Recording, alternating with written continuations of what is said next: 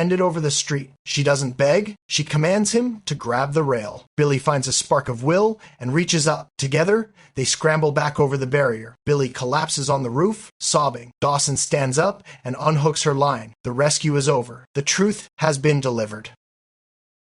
Firefighters arrive at a heavily involved structural fire. They deploy hoses and activate their SCBA units before entering the thick, black smoke. The heat is intense enough to compromise the building's integrity. On the second floor, they locate Victoria. She is unconscious and suffering from third-degree burns. They carry her out of the structure and transfer her to a waiting ambulance. The immediate rescue ends, but the investigation begins. Antonio meets the firefighters at the station. He delivers a specific fact. Victoria was raped before the fire reached her room. Dawson and Herman return to the crime scene to search for a cause. They use a Halligan bar to break through charred floorboards and pry open the ceiling joists. They find a specific substance dripping onto the furniture. It is liquefied tire rubber. This rubber acted as a chemical accelerant, designed to burn at extreme temperatures and destroy DNA evidence. The placement of the rubber proves the fire was intentional. It was a calculated attempt to incinerate the victim and the crime scene simultaneously. Further analysis of the arson method links this fire to a decade-long string of similar attacks. The firefighters realized they did not just respond to an accident, they interrupted the work of a serial predator. The evidence found in the ruins shifts the case from a rescue operation to a high-priority criminal manhunt. Every charred detail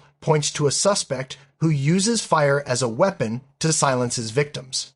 Firefighter Rice retreats from a burning building, claiming his air regulator malfunctioned and nearly cost him his life. He looks Captain Kelly Severide in the eye and swears the equipment failed. The rest of the crew is not convinced. They suspect Rice is ducking out of dangerous calls, and a physical brawl breaks out at a local bar over his perceived cowardice. Severide wants to protect his friend, but the integrity of the squad is at stake. Severide drives to the equipment maintenance center to find the truth. He meets with Jerry, the lead technician, and asks about the regulator from Station 51. Jerry checks his logs and looks through the workshop. He confirms that no equipment from Station 51 has been dropped off for months. The repair record does not exist. The malfunction was a fabrication. Back at the station, Severide calls Rice into the chief's office and closes the door. He presents the fact the repair shop has no record of his regulator. Rice attempts to maintain the lie, but the silence in the room forces a confession. Rice admits he never took the equipment in.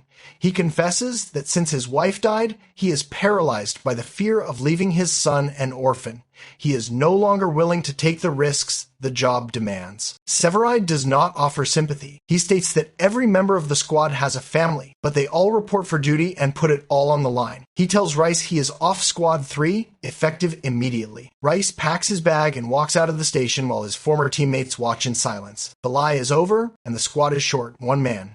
Matt Casey enters the club under the guise of a renovation contractor. Beneath his shirt, a listening device records every word. He is tracking a human trafficking ring led by Jack Nesbitt. The criminals grow suspicious. Before they can act, Casey moves to the bathroom. He rips the wire from his skin and flushes it down the toilet. A moment later, Nesbitt's men corner him and perform a full-body frisk. They find nothing. Casey is cleared, but his electronic protection is gone. In a surveillance van nearby, Casey meets the police. He tells them the equipment is lost, the operation is compromised, but Casey refuses to stop. He goes to Chief Bowden and confesses his undercover role. Bowden sees the risk, but Casey insists on finishing the job. He mentions Katya, a woman trapped in the ring who needs his help. Casey returns to the club for the final meeting. He sits across from Nesbitt. The conversation turns to money laundering and illegal cash transactions. Nesbitt tests his loyalty one last time. Katya enters the room, visibly shaken. Casey maintains his cover, showing no fear. He agrees to a final meeting with Nesbitt's partners. He is now deep inside the criminal organization with no backup and no wire. He has traded his safety for a chance to dismantle the syndicate. One wrong move will be his last.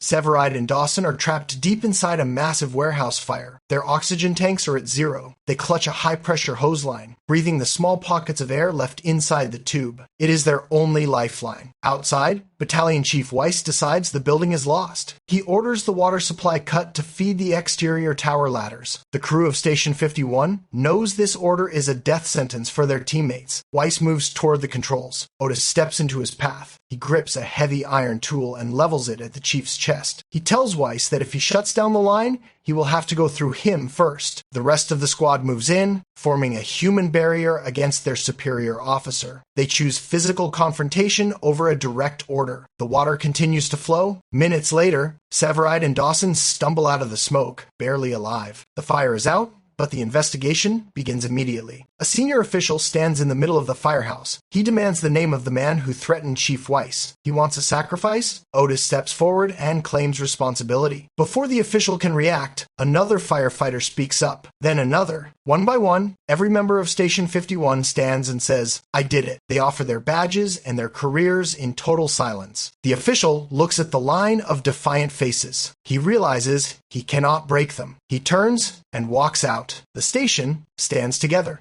Ernie makes a desperate call to Chief Bowden. He admits his Uncle Ray is forcing him to set fires before the line goes dead. Soon after, an apartment building erupts in flames. Thick, black smoke chokes the hallways, making visual search impossible. Bowden enters the inferno alone. He uses a thermal imager to pierce the darkness, tracking a faint heat signature huddled on the floor. It is Ernie. Bowden hauls the unconscious boy through the fire and into the street. Ernie's body is badly burned, and his lungs are filled with soot. Paramedics rush the boy to the hospital, but the threat remains. Bowden demands that the police arrest Uncle Ray immediately. The detectives cite a lack of evidence and procedural delays, refusing to act. The fire chief realizes the legal system is failing. He spots Ray's vehicle near the scene. Bowden does not wait for a warrant. Instead, he reaches up and removes the rank insignia from his shoulders. He strips himself of his official title so he can act outside the regulations of the department. Bowden intercepts the car and drags Ray out of the driver's seat. He uses physical force to subdue the arsonist, pinning him down until he is neutralized. The predator is finally in custody, but the cost is high. Bowden returns to the firehouse and prepares to face the consequences of his unauthorized arrest. He chooses to risk his career to ensure the boy's tormentor faces justice. He removes his uniform, accepting a temporary suspension to answer for his actions.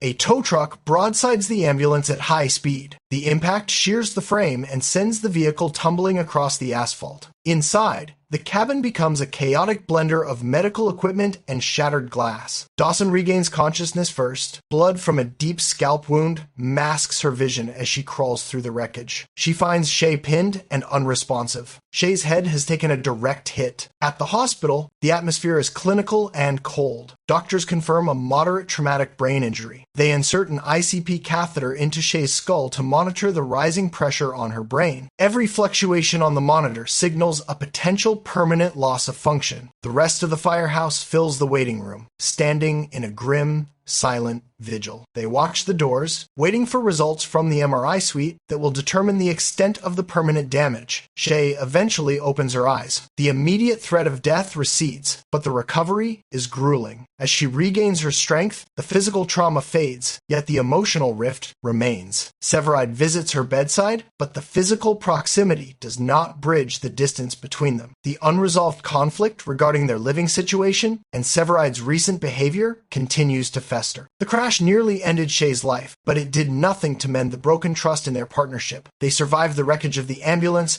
but the wreckage of their friendship remains untouched. The silence in the hospital room is heavier than the impact of the truck.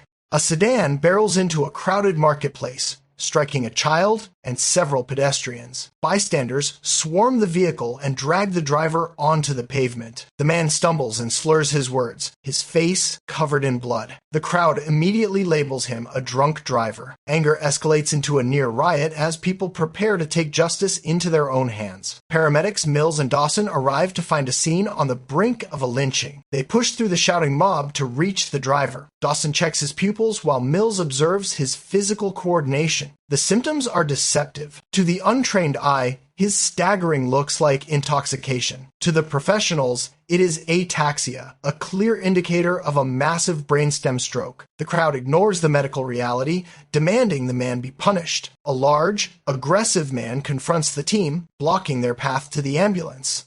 Mills realizes he cannot fight the crowd, so he redirects their rage. He hands a saline IV bag to the loudest agitator. He tells the man they are short-staffed and commands him to hold the bag high to keep the fluid flowing. The The man's face shifts from fury to cooperation. He stands tall, holding the life-saving IV above the very man he wanted to kill. This tactical move creates a corridor through the mob. Dawson and Mills stabilize the patient and load him onto the gurney. The driver is not a criminal, he is a dying man. By choosing observation over emotion, the paramedics prevent a murder and secure a hospital bed for a stroke victim. A quiet city street suddenly splits open. Sylvia, a postal worker, vanishes into the dark void of a massive sinkhole. Severide and the rescue squad arrive to find a jagged, hollow landscape. The immediate danger is clear. A secondary collapse could bury the victim alive at any second. The team moves with mechanical precision. They slide heavy shoring boards across the mouth of the pit to distribute their weight. Severide crawls to the edge and looks down. Below, Sylvia is chest deep in loose soil, gasping as dirt cascades onto her face. Every vibration from the street threatens to trigger a landslide. Severide orders air, struts, and more boards. He descends into the narrow, suffocating space. The walls of the pit remain unstable. Severide hammers the shoring into place, while Casey lowers an oxygen mask to Sylvia. Her breathing is ragged. The pressure of the earth is crushing her lungs. Suddenly, the ground groans. A large chunk of asphalt breaks off and falls. There is no more time for stabilization. The squad sets up a hauling system. Severide secures the harness around Sylvia's trembling body. On his signal, the team above hauls the rope with synchronized force. Sylvia is pulled clear of the abyss just as the remaining ledge crumbles into the hole. The rescue is a victory of physics and timing. The team hauls her onto solid ground, leaving the dark pit to swallow the rest of the street behind them. Sylvia is alive, and the squad prepares for the next call.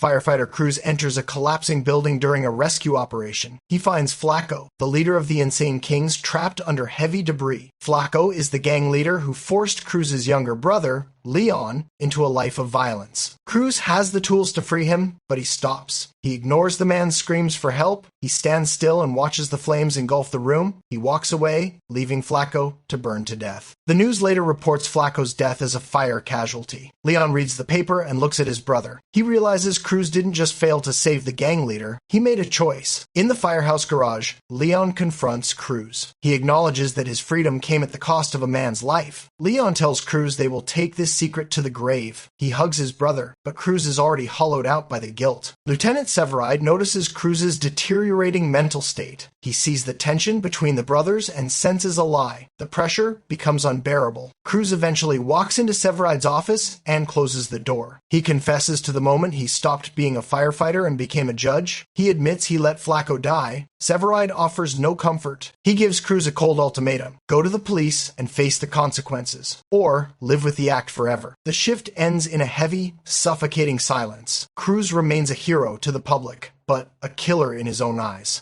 Casey stands before the parole board. His mother, Nancy, has served 15 years for the murder of his father. In every previous hearing, Casey's sister testified against her, ensuring the sentence continued. Today, Casey takes the stand for the first time in 4 years. He does not ask for pity. He lists the facts of his upbringing. At age 7, Casey stole a baseball mitt. His mother did not involve the authorities. She made him sweep the store's floors until the debt was paid. When his sister crashed the family car, their father moved to evict her from the house. Nancy intervened, brokering a deal for the daughter to stay. Casey tells the board that his mother understood the weight of punishment, but she also practiced the act of mercy. He looks at the officials and states that he forgives her. The testimony shifts the board's perspective. They grant the parole under one specific condition. Nancy must reside in a stable household. Casey accepts the terms without hesitation. He will move his mother into his own home. The 15-year legal separation concludes. Casey returns to his residence and prepares for her arrival. He does not offer a grand gesture. He simply opens his door to the woman who killed his father. The cycle of state custody ends. The private reconciliation begins.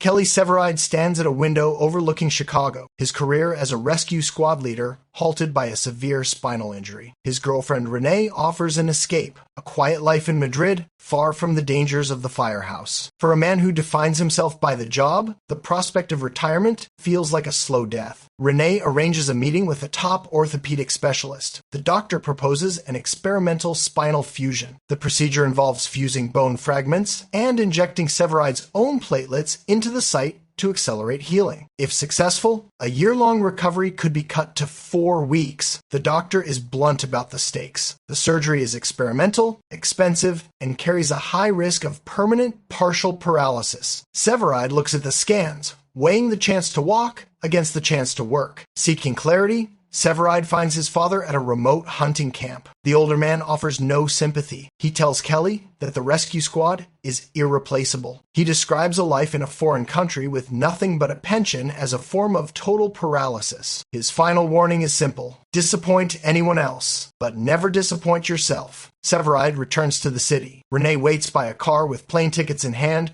ready for their flight to Spain. Severide stops her. He refuses the tickets and tells her he is staying for the surgery. He rejects the safety of Madrid for a gamble on an operating table. He is betting his spine on the slim hope of returning to Firehouse 51. Renee leaves in tears, and Severide prepares to face the knife, choosing a dangerous recovery over a comfortable surrender. Paramedics Gabriella Dawson and Leslie Shea respond to an emergency call involving a shooting victim. They enter a residential apartment and find a man bleeding out on the floor. As they begin life-saving procedures, the situation escalates. A man nicknamed Baby enters the room, brandishing a shotgun. He is aggressive and paranoid, accusing the medics of calling the police. He levels the weapon at the two women, demanding they stop their work. The air in the room thickens with the threat of immediate violence. Dawson raises her hands in a gesture of compliance, but her eyes remain fixed on the gunman. Baby shouts that he will not return to prison, his finger tightening on the trigger. The police have not yet arrived. Sensing a brief lapse in the gunman's focus, Dawson reaches behind her belt. She draws a concealed taser, a weapon strictly forbidden by the department's official code of conduct. She fires without hesitation. The probes strike the gunman's torso, delivering a high-voltage shock that causes total muscular collapse. Baby hits the floor, neutralized. Seconds later, the rest of the fire crew breaks into the apartment to find the threat already handled. As they clean up the scene,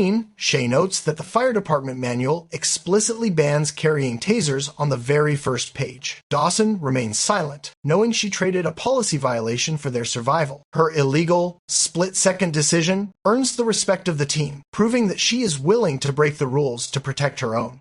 Kelly leads his squad into a high-intensity kitchen fire where thick smoke chokes the visibility. An elderly man is pinned beneath a collapsed industrial stove and a buckled metal wall. Kelly deploys the hydraulic spreaders, forcing the heavy steel apart with mechanical precision. The metal groans under thousands of pounds of pressure. He then positions the hydraulic ram to shore up a sagging support beam, creating a stable exit path. They pull the victim to safety seconds before the structure fails. Back at the station, the atmosphere remains hostile. Eric, the acting lieutenant, corners Kelly in the locker room. He ignores the successful rescue and launches a verbal assault, calling Kelly a coward for abandoning his sister at the altar years ago. He claims Kelly's exit destroyed his family's happiness. Kelly continues to stow his gear in silence, offering no defense. Shea, Kelly's partner, intervenes to end the humiliation. She reveals the facts Eric's family never knew. It was Eric's sister who cheated on Kelly days before the wedding. Kelly discovered the betrayal but chose to cancel the ceremony without exposing her. He allowed himself to be labeled a deadbeat for years to protect the family's reputation from the truth of her infidelity. Eric stands paralyzed as the reality of the sacrifice hits him. Kelly does not demand an apology or a thank you. He simply walks away, leaving the truth to settle in the silence of the room.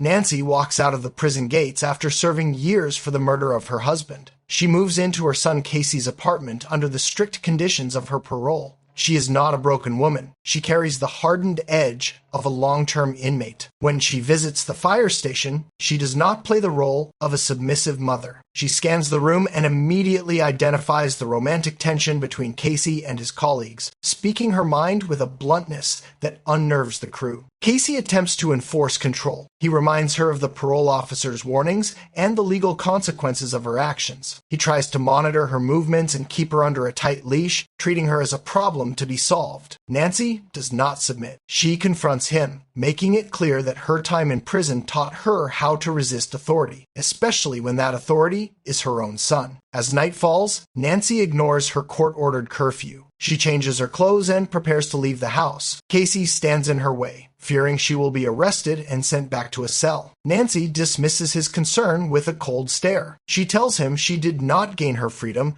just to be managed by him. She pushes past him and disappears into the night to meet a mysterious pen pal from her past. She chooses the risk of the streets over the safety of Casey's rules.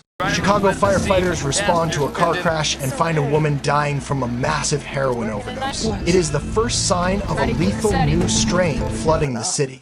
Detective Antonio Dawson meets his sister, Gabby, to deliver a warning. A New York drug crew is forcing its way into the local market. They are spiking the supply with toxic chemicals to kill the street dealers who refuse to pay. At a motel, Antonio watches as paramedics attempt to save another victim. They inject naloxone, but the standard antidote fails against the potent toxin. The informant dies on the floor. Antonio's composure breaks, his sources are being systematically executed, and the investigation is stalling. He becomes obsessed with the crew, pushing himself to the brink to stop the rising body count. Later, Antonio meets Gabby in the hospital parking lot to discuss the case. The conversation is cut short by the roar of an engine. A car accelerates through the lot, and a gunman opens fire. Antonio is hit multiple times in the torso and collapses. Gabby rushes to his side, pressing her hands against the wounds as blood soaks the asphalt. She screams for a doctor, but the shooters have already vanished. Antonio gasps for air on the cold pavement, his eyes losing focus. The ambush is successful. He bleeds out in his sister's arms, a final victim of the ruthless turf war he tried to stop.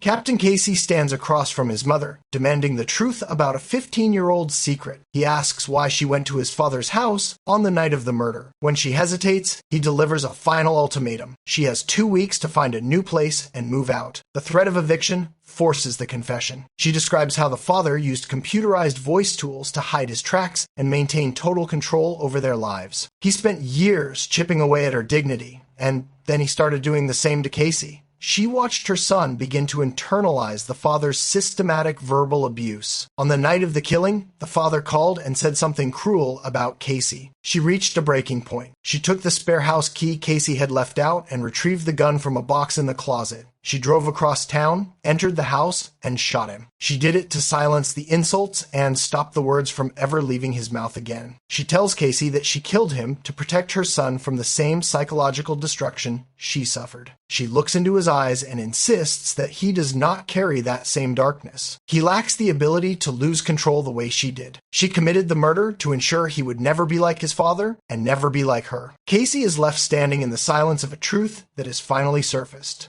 Arthur demands a 25% stake in the bar. To force the firefighters' hands, he uses a corrupt city inspector to fail their renovation, citing layout issues that were never a problem before. The construction halts, and the investment is at risk. Herman decides to confront the extortion head-on. He meets Arthur on a dark street outside the bar. Arthur arrives with his associates, acting like a partner while sipping coffee. He expects Herman to surrender more equity.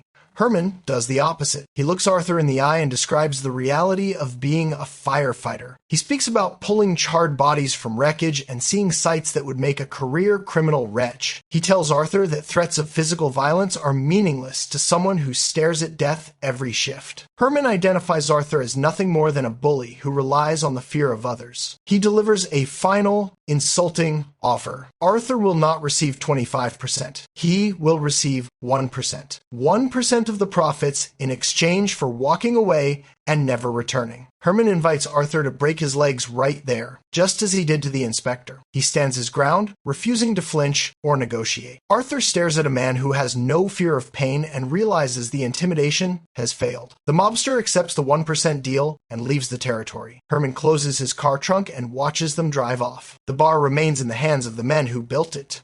Antonio Dawson is shot in the chest during a drug investigation. He arrives at the hospital with life-threatening wounds. Gabriella Dawson watches as the medical team works to stop the bleeding. The police investigation fails to produce a suspect. Gabriella drives to the state penitentiary. She meets Voight, a former sergeant her brother helped in prison. Voight demands to know what he gets in return for his help. Gabriella agrees to owe him a favor. Voight gives her a name and a location, a gang leader named TT. Gabriella enters a derelict apartment building in a high-crime district alone. A man grabs her from behind and slams her onto the floor. He presses a loaded pistol against her head. It is TT. Gabriella remains calm. She tells him Voight sent her and explains that a rival gang is moving into his territory. The gun remains at her temple, but the message is delivered. Hours later, a young woman arrives at Firehouse 51. She is an associate of TT. She provides a recorded statement and identifies the man who pulled the trigger on Antonio. The shooter is taken into custody. Gabriella visits Antonio in his hospital room. He is awake but asks how she found the gunman. She admits she went to Voight and promised him an unspecified debt. Antonio warns her that she is now tied to a dangerous man. Gabriella looks at her brother and states she does not regret her choice. She protected her family at any cost.